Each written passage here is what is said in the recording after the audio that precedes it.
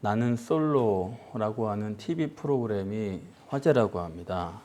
결혼을 원하는 미혼 남녀를 맺어주는 그런 데이팅 프로그램이라고 하는데 저는 못 봤습니다. 그런데 한 후배한테 들은 건데 그 후배가 저한테 그래요. 목사님, 우리 기독교도 대책을 세워야 되지 않습니까? 불교에서는 벌써 나는 솔로다를 사용해가지고 포교의 기회를 잡았습니다. 불교에서는 지금 나는 절로 그걸 했대요. 그래가지고 벌써 사람들을 많이 모으고 있대요. 저는 그 농담인 줄 알았어요. 그런데 찾아보니까 진짜더라고요. 템플 스테이를 하면서 거기서 미혼 남녀들을 만나게 해가지고 짝지어주는 그런 거를 불교에서 하고 있고 절에서 벌써 그걸로 포교를 하고 있습니다. 참 신기하게 생각이 됐습니다. 하나님께서는 모든 사람이 구원을 얻고 진리에 이르기를 원하시죠. 이런 하나님의 마음을 아셔서 예수님께서도 마지막 명령으로 전도의 명령을 주셨습니다. 그래서 우리가 안 보이지만은 다 전도자의 명패를 하나씩 가지고 있습니다. 엊그제 우리 교회에 커피 보내주시는 이 집사님이 계신데 전화를 하셨어요. 장례식에 오셨다는 거예요. 언니랑 같이. 언니가 너무 혼자 가기가 두렵다고 동행해 달라고 해서 왔는데 그러니까 언니 친구가 자살을 한 거예요.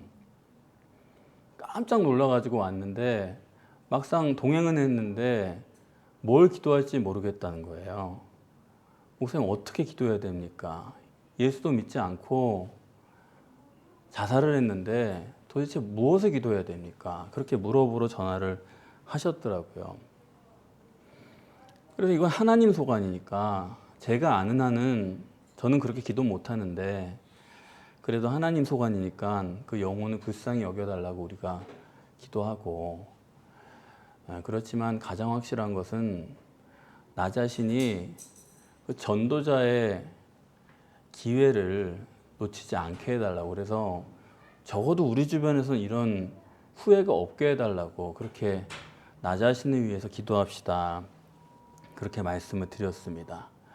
놀라는 거는 전도에 대한 의식이 전혀 없는 분도 있다는 거예요. 사람 만나는 목적이 완전히 육적입니다. 이게 심각해요. 그러니까 전도를 못하는 건 괜찮아요. 그러나 내가 지금 못하고 있다는 것에 대해서 고민이 있어야 돼요. 왜 안 될까? 어떻게 하면 될까? 이거 항상 고민이 있어야지 아예 그냥 안 해도 되는 거다. 이렇게 되면은 그거는 하나님과는 굉장히 먼 겁니다. 영적으로 심각한 거예요.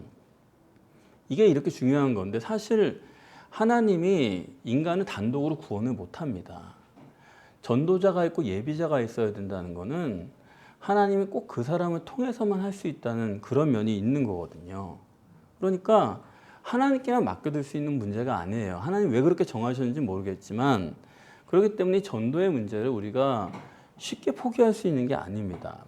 물론 우리 교회는 누구를 억지로 데려올 수 있는 교회도 아니에요. 사실 여러분 주변에 교회를 안 나오는 사람이 있다. 그거는 약간 나 자신의 인간성의 문제도 있습니다. 왜냐하면 한국 사람들은 10번 정도 밥을 사주면요. 교회 갑시다 그러면 정이 많아가지고 웬만하면 한번 교회로 와요. 그런데 정말 교회를 한 번도 안 나가는 사람이 주변에 있다 그러면 그건 사실 나 자신이 좀 생각해 봐야 됩니다. 어쨌든 교회를 무조건 데려다 앉혀놓는다고 해서 그 사람이 구원받는 것도 아니고 항상 때를 봐야 돼요. 언제 이 사람이 교회가 필요하고 언제 하나님이 필요한 때인지를 유심히 보다가 그 기회를 포착해서 데려올 수 있는 의식이 깨어 있어야 됩니다. 이걸 놓쳐버리면 굉장히 곤란한 거예요. 오늘 본문은 이 전도자 침례 요한에 관한 내용입니다. 그의 출생인데 침례 요한을 정립하려면은 침례 요한만 단독으로 봐서는 의미가 없습니다.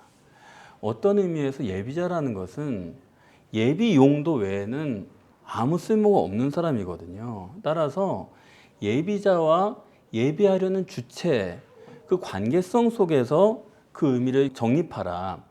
예비자와 예비하려는 주체를 결부해서 생각하지 않으면 안 된다 하는 것입니다. 그걸 위해서 미리 침례 요한의 부모인 사가랴 부부하고 예수 그리스도의 어머니인 마리아를 대비해서 오늘 본문에 정립하는 것입니다. 사가랴 부부는 결론적으로 말씀을 드리면은 위대한 사람이죠. 혈통적으로 순수한 사람들이고, 우리 집안은 그래봤자 한국은 뭐 한 2대 3대 그 정도예요. 근데 이 혈통적으로 순수하다는 거는 적어도 1500년 이상 유지된 그런 가문을 말하는 겁니다. 완전한 집안이고, 그리고 직업적으로도 제사장이고, 경륜도 주의 계명과 율례를 흠없이 지킨 의인입니다. 사가랴 부부를 본문에서 엄청 하나님 띄우시는 거예요. 그렇게 띄워놓고 그 다음에는 성소에서 나오다가 벙어리를 만들어 버린 겁니다. 가뜩이나 주목받는 사람들인데 거기다가 기적을 베풀어 버린 거예요. 그러니까 하나님께서는 모든 사람의 이목이 이 부부에게 집중되도록 해놓으신 겁니다. 그에 비해서 마리아 요셉 부부는 어떻습니까?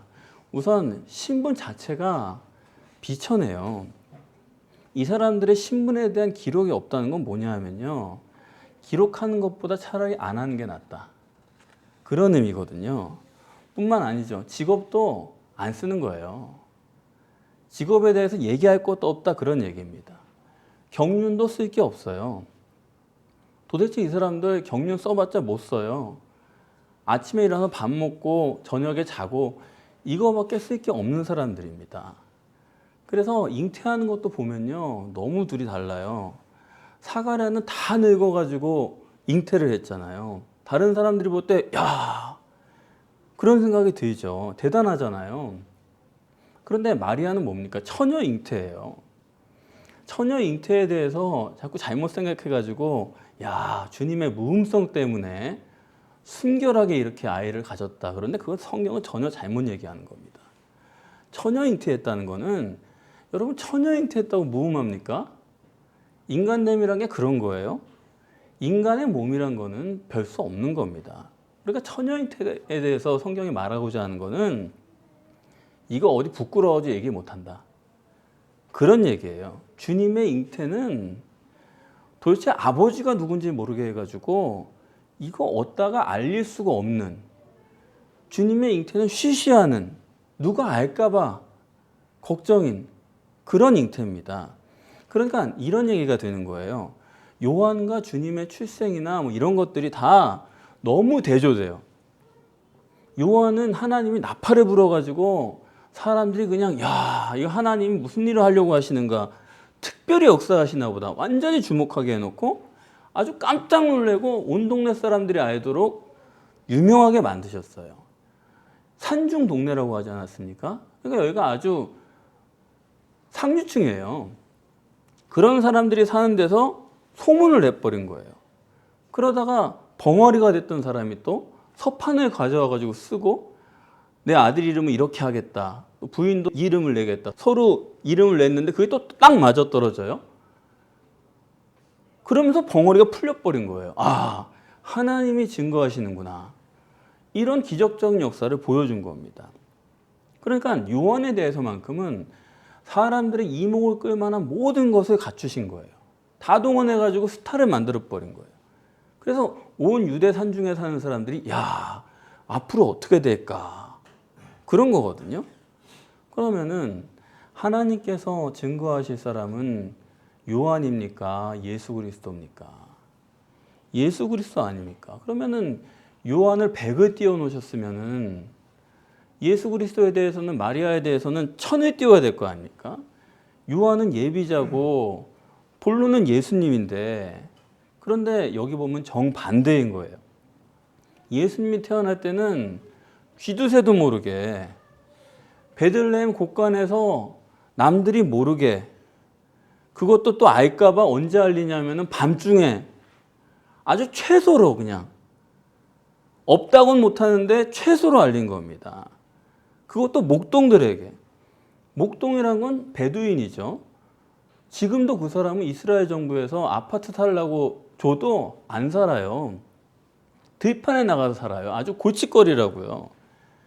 가장 천한 직업인 사람들입니다. 걔들 몇 명만 이렇게 데려다 놓고 낮에 하면은 또 누가 알까 봐서 밤에 그냥 몰래 한 겁니다. 그리고 예수님의 이름을 지을 때도 그냥 간단해요. 이름을 예수라 그래라. 그게 끝인데 이 요한에 대해서만큼은 서판을 쓰고 서로 맞춰보고 이러면서 벙어리가 풀리고 얼마나 요란해요. 그러니까 우리 생각하고는 완전히 틀린 거예요. 예비자인 요한은 아주 입이 떡 벌어지게 그렇게 광고를 하시고 동네방네 소문을 다 내고 장차 이게 어떻게 될까 주목하게 해놓으시고, 그런데 정작 장본인인 예수는 얘기도 못 꺼내게 한 겁니다. 아무도 몰라야 돼. 창피해서 말도 못하게 해놓은 것입니다. 그래서 결과 기준일 수밖에 없는 인간이 볼 때는 이분을 보면은 우리가 성경이라고 보고 봐서 그렇지 이분의 얘기를 우리가 그냥 듣는다 그러면 결과 기준은 우리 입장에서는 이 사람이 메시아다? 그렇게 믿을 수는 없는 거예요.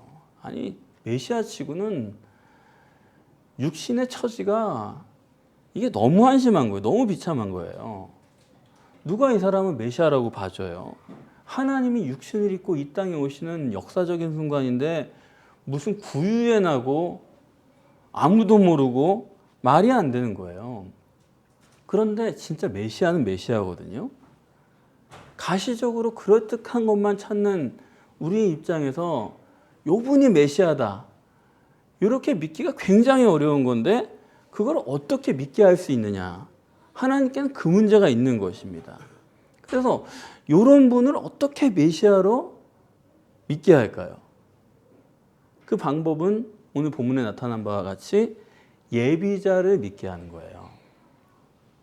가시적 결과 기준으로 예비자를 대단하게 해놓는 겁니다. 이야, 저 사람은 뭔가 있는 사람, 하나님이 역사하는 사람이다라고 딱 해놓는 거예요. 예비자를 먼저 철석같이 믿게 해놓습니다. 굉장하다. 그래서 사람들이 볼 때 요한 저분이 메시아야 할 정도로, 실제 그랬잖아요. 당신 메시아입니다. 그리고 해놓고 그 사람이 나중에 저분이 메시아야 육적으로 이렇게 가리키도록 그렇게 증거하도록 하는 게 하나님의 최선입니다. 하나님이 하실 수 있는 게 거기까지예요. 이런 하나님의 고민이랄까요? 이런 한계성이랄까요? 이런 것은 여기만 있는 게 아니고 구약서부터 그랬습니다. 가시적 결과가 기준인 인간에게는 하나님은요 없는 존재예요. 그렇지 않습니까? 없는 것이 있는 게 아니에요. 내가 전능하신 하나님이야.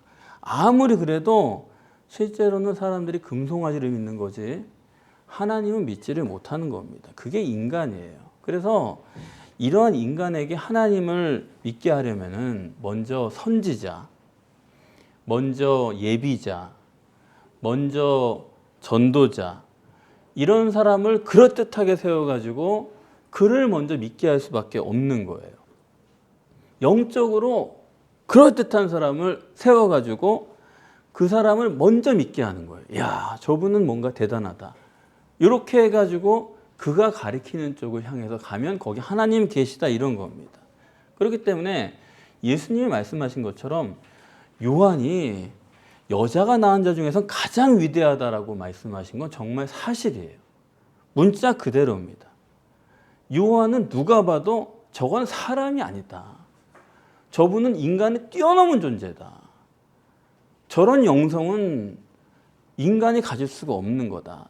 딱 그렇게 해놓고, 물론 하나님의 목적은 예수 그리스도가 틀림이 없지만 인간의 이런 가시적인 것이 전부인 치명적인 약점 때문에 예비자를 위대하게 만드시는 겁니다.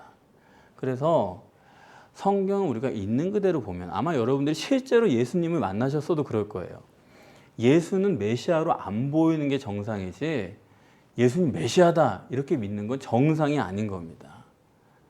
지금 전 세계가 위대한 예수를 본받자, 그리스도를 본받아, 그렇게 제자 훈련하고 그러잖아요. 그건요 말은 예수님인데 그거 예수님이에요? 예수님 아니에요. 그거 침례 요한입니다.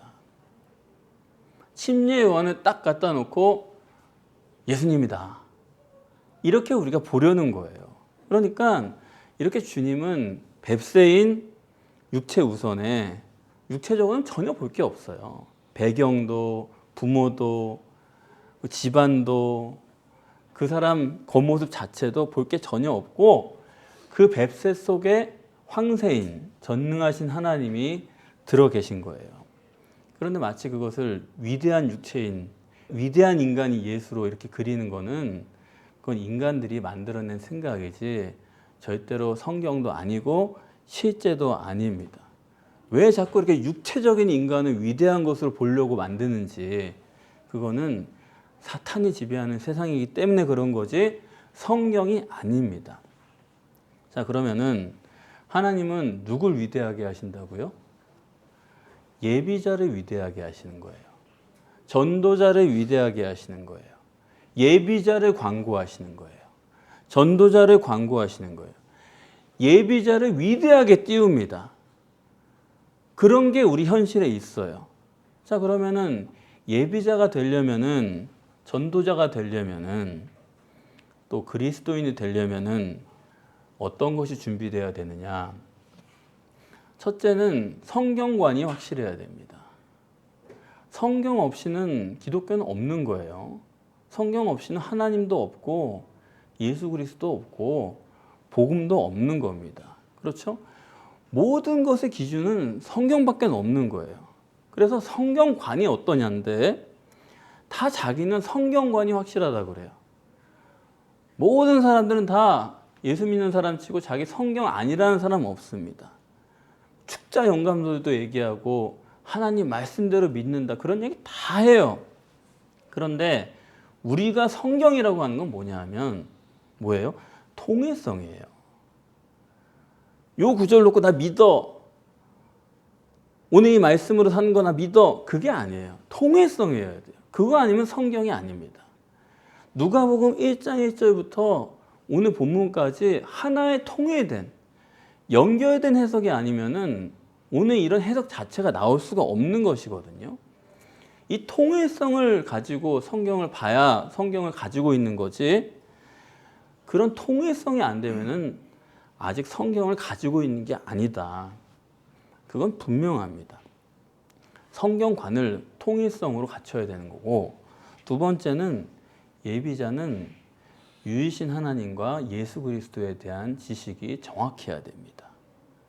영생은 유일하신 참 하나님과 그의 보내신 자 예수 그리스도를 아는 것이다. 영생과 구원을 위해서라면 유이신과 예수 그리스도에 대해서 자기가 정확하게 정립을 하고 있어야 돼요. 그런데 사람들이 하나님을 안다고 하지만 사실 하나님에 대해서 실제적으로 생각을 안 합니다. 하나님은 초월자예요. 그렇기 때문에 우리가 감지할 수가 없습니다. 하나님에 대해서 그렇게 쉽게 알 수 있는 게 아니에요. 실제적으로 알아야 되는데 그건 그렇게 간단한 게 아니고 그건 당연히 성경에 의거하는 거예요. 성경관으로 또 돌아가게 되는 거죠. 그래서 여러분들이 하나님에 대해서도 엘로힘, 여호와, 임마누엘 이거 여러분이 정확하게 구분을 하실 수 있어야 되고 또 삼위일체 하나님에 대해서 등등 신론을 여러분들이 정확하게 정립을 해 계셔야 되고 이것들이 정립이 안 되면은 여러분들이 무슨 말씀을 전해도 사실은 잘못 전하는 거기 때문에 이게 많이 전할수록 사실은 문제가 되는 것입니다. 그러니까 신론에 대해서 정확하게 정립을 안 해가지고 계시면은 복음 전도자로서는 결격이에요. 사실 내가 복음을 전할 게 없다 이렇게 생각하시는 분이 많은데 그러니까 그건 뭐냐 하면 기본적으로 아는 게 없어 그래요. 그리고 나는 잘 전한다 하는 분도 보면은 뭘 아는 게 아니라 그거 하나를 알아요. 또 용감한 분들은 또 그걸 전합니다만은 그렇게 잘하는 게 아닙니다. 하나님에 대해서 완전하게 이해를 하고 예수 그리스도에 대해서도 충분하게 알고 있어야 돼요. 그런 다음에 전하는 것이 하나님이고 하나님 말씀이니까요. 그거 아니면 전할 게 없지 않습니까? 분명하게 알아야 된다. 자, 이렇게 됐으면은 세 번째가 뭐냐? 이 세 번째가 가장 문제입니다. 이런 것들을 다 아는 것은 좋은데 하나님은 누구를 위대하게 만드신다고요? 여러분들이 이런 거 다 아신 다음에 내가 전해야겠다 마음을 먹으시면 그때부터 하나님이 여러분들을 위대하게 만들어줍니다. 예비자, 전도자를 위대하게 만들어줘요. 갑자기 안 되던 일이 풀려요. 여건이 갖춰지기 시작해요. 주님의 일을 할 수 있는 그런 여유분이 생깁니다. 이런 것들을 자꾸 만들어줘요. 그러니까 점점 높아져요, 사람이. 근데 이게 문제인 거예요. 하나님이 쓰시는 예비자, 전도자는 하나님이 위대하게 점점 만들어주기 때문에 그것 때문에 사람이 망합니다. 어느 사이엔가 자기가 잘난 게 되는 거예요. 자기가 정말 주님의 종이라고 하는 그 의식이 유지가 돼야 되는데 사람이 그걸 점점 하다 보면은 자기가 가장 높아지는 거예요. 전도자, 예비자는 중매자입니다. 전깃줄이에요. 그렇기 때문에 자기는 없어져야 되는데 하나님이 세워주시다 보면은 점점 자기가 스타가 되고 자기 말이 다 옳고 자기 기분에 다 맞춰줘야 되고 자기가 자꾸 나서게 되면 결국에는 망조가 되는 거예요. 이 점이 가장 어려운 부분입니다. 사람들이 야, 저분 대단하다. 그렇게 나한테 하는데 자기가 정말 속에서부터 낮아질 수 있습니까? 겉으로 낮아질 수 있어요, 사람이. 근데 정말 속에서 낮아질 수 있느냐 하면 그거는 저는 아니라고 봅니다. 그런 면에서 침례 요한은 대단한 거예요. 사람들이 야, 우리가 보기에 당신이 메시아인데 예수 저 사람이 메시아라고요? 그러니까 저 같으면 저도 뭐 괜찮은 사람인데 저분이 더 훌륭해 뭐 이 정도 얼버무렸을 것 같은데 메시아입니다 하는데도 나는 쇠해야 되겠고 저분이 흥해야 됩니다 하면서 자기 따르던 제자들을 예수에게로 보내주잖아요. 이 보통 일이 아닙니다. 개척하려고 그럴 때 목사님들이 하는 얘기가 뭐냐면 교회 담임 목사님 불러서 그런다는 거예요. 한 명도 데려나가지 마라. 그런 정도거든요. 제가 언제 한번 풍덕천 쪽에 한번 차를 몰고 간 일이 있었는데 거기 어떻게 하다가 어느 교회를 좀 들릴 일이 있었는데 대단하더라고요. 거기는 목사님이 그 교회를 세워가지고 큰 교회가 됐는데 그걸 부교육자한테 담임 목사를 넘겨주고 자기가 나갔어요. 그래서 저기 가가지고 조그만 교회를 개척하고 있더라고요. 야, 대단한 사람이다. 깜짝 놀랐어요. 그런 사람이 다 있나. 보통 내가 있고 그래도 너 이만큼 가져가라. 이 정도 하면 굉장한 거거든요. 그래서 자기가 나가버린 거예요. 너 가져라. 야, 앞으로 나도 그럴 수 있을까? 그런 생각을 한번 했거든요. 침례 요한은 대단한 겁니다. 당신 메시아예요 하는데도 나 아니요. 나는 저분의 신뜸에도 감당 못하는데요. 그랬다는 거예요. 굉장한 겁니다. 그런 면에서 정말로 침례 요한은 참으로 예비자다. 그런 생각을 합니다. 그래서 우리 복음도 저나 여러분이나 이 복음을 하나님께서 모든 민족에게 전하실 거라면은 지금 복음이란 게 사실 흥미가 없지 않습니까? 사람들이 찬양도 지겹고 설교도 지겹고 교회도 지겹다는 거예요. 뻔하다는 거거든요. 이제 그만하자는 거거든요. 근데 우리 복음은 새롭기 때문에 이게 전해질 거라고 한다면 이거는 뭐 신나는 거죠, 아주. 그래서 이 복음을 정말 하나님이 모든 민족에게 전하실 거라면은 저나 여러분을 위대하게 만들어 주실 거예요. 근데 여러분은 제가 잘 모르지만은 저 개인적으로 망설이는 게 하나 있어요. 뭐냐 하면 아직 되지도 않았는데 그냥 저 혼자 생각하는 겁니다. 저 자신을 잘 알거든요. 저는 다른 사람을 봐가지고 저를 위대하게 그렇게 될 것 같으면요. 저는 마음이 낮아질 수 있는 사람이 아니에요. 여러 번에 걸쳐서 제가 확인을 했습니다. 저는 아니에요. 그래서 복음을 다 전하고 지옥과 세상은 또 전혀 안 하거든요. 저는 그럴 마음은 추워도 없어요. 그러니까 하나님께 기도하는 건 이겁니다. 하나님, 제발 저는 준비가 안 됐으니까 저는 빼세요. 이 복음을 전하는데 다른 사람으로 충분하니까 저는 빼고 저는 이거 잘못된 생각이 전혀 없으니까 저는 그냥 내버려 두세요. 그럼 도대체 언제 유명해지느냐? 언제 저는 위대해지느냐? 며칠 전에 반고 책을 읽었어요. 괜찮더라고요.